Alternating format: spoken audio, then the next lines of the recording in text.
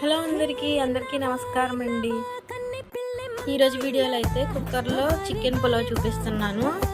ఎంత సింపుల్గా ఉంటుందో అంతే టేస్ట్ అండి. ఎప్పుడైనా మీకు టైం లేనప్పుడు తప్పకుండా ఈ రెసిపీని ట్రై చేయండి.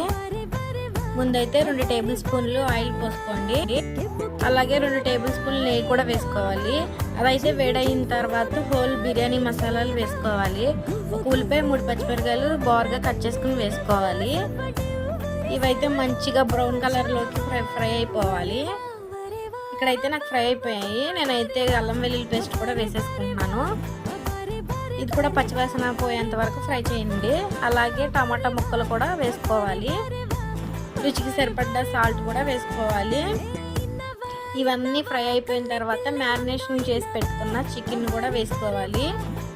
మ్యారినేషన్ ప్రాసెస్ మీకు తెలుసు కదా, అందుకే నేను చూపించట్లేదు. ఇదైతే మంచిగా కుక్ అయిపోవాలి. ఈ చికెన్ ఇప్పుడు ఒక 10 మినిట్స్ మంచిగా కుక్ అవనివ్వండి. ఇందులోనే సన్నగా కట్ చేసి పెట్టుకున్న కొత్తిమీర కూడా వేసుకోండి. గంట ముందే నానబెట్టుకున్న బాస్మతి బియ్యం కూడా వేసుకోవాలి. నేనైతే 2 గ్లాసులు బాస్మతి బియ్యం వేసుకుంటున్నాను. 1/2 కేజీ చికెన్ వేసుకున్నాను. ఈ చికెన్లో బియ్యం ఫ్రై అవనిస్తే టేస్ట్ ఇంకా ఎన్హాన్స్ అవుతుంది. ఇక్కడైతే నాకు మంచిగా ఫ్రై అయిపోయాయి. ఒక గ్లాస్కి 1 గ్లాసున్నర నీళ్ళు పోయాలి. ఇంకొంచెం పైనుంచి కొత్తిమీర వేసుకోవాలి. అలాగే పైనుంచి నెయ్యి కూడా వేసుకోండి.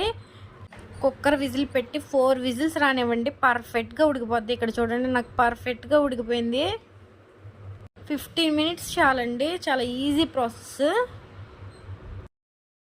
అసలు అప్పటికప్పుడు వేడివేడిగా తింటే దీని ముందు బిర్యానీలు కూడా పనిచేయు.